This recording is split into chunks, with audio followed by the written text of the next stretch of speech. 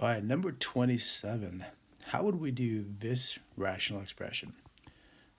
Probably the key here is the first try rewriting this as the sum of two different fractions with a common denominator.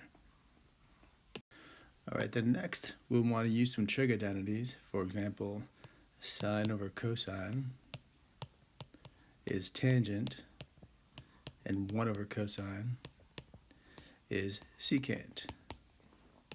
Change the order around, secant tangent, and you can see that that is a very obvious antiderivative.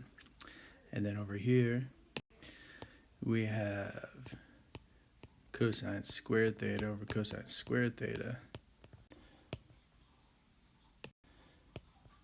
times cosine theta. So that's just 1 times cosine of theta, and you can all see where this is going.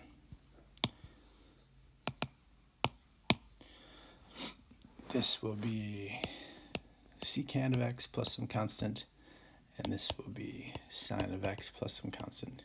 We combine our constants for one grand constant, and there we go. Number 27.